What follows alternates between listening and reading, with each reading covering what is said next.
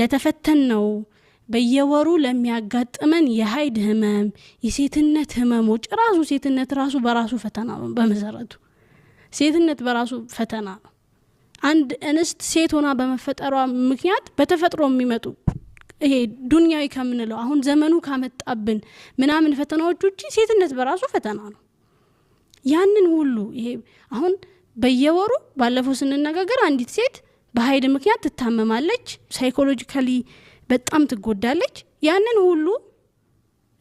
አላህን Subhanahu Wa Ta'ala ካልተሳሰበች ሂሳቧን ከአላህ Subhanahu Wa Ta'ala ጋር ካላወራረደች ማን ነው ለዛ ነገር ምን እንዳል ሊሰጥ የሚችለው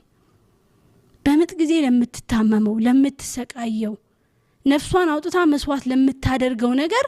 ማን ነው ምን እንዳል ሊሰጥ የሚችለው ብዙ ጊዜ በቃ ተፈጥሮ ነው ተብሎ ነው የሚታለፈው ተፈጥሮ ነው ተብሎ መታለፉ ልክ ነው በመሰረቱ አንድ ነገር የመጀመሪያው ስቴፕ ነው ተፈጥሮ ነው ብለን መቀበላችን ግን ተፈጥሮ ነው ብቻ ተብሎ መታለፍ አለበት ብዬ አላስብም ምክንያቱም ረሱል ሰለላሁ ዐለይሂ ወሰለም ከተሸው ከተለቲ ይሽኩ አይደል ያሉት አንድ ሰው በታመመው በተሰቃየው በጭንቀቱ በጥበቱ ልክ አላህ Subhanahu Wa Ta'ala ወንጀሉን ይምርለታል እሾክ እንኳን በወጋው ልክ አላህ Subhanahu Wa Ta'ala ወንጀሉን ቢምርለት እንጂ ነው ያሉት አይደል በየወሩ ለምትታመመው ህመም ከዛ ህመም ወጣ እንደገና ደግሞ በእናትነት ማዕረግ ውስጥ ለምታሳልፋቸው ነገሮች ሁሉ አላህ Subhanahu Wa Ta'ala ካልተሳሰበች አንዲት እንስት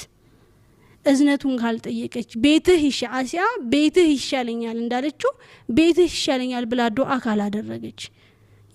ካንተ የሚመጣው ለኔ ይበልጣል ብላ ካላሰበች ማን ነው ለዚህ ነገር ምን ደውል ሊከፍል የሚችለው በዱንያም ላይ ህመም ጭንቀት በአኺራም ላይ ባዶ ነገር ማለት ነው ኪሳራ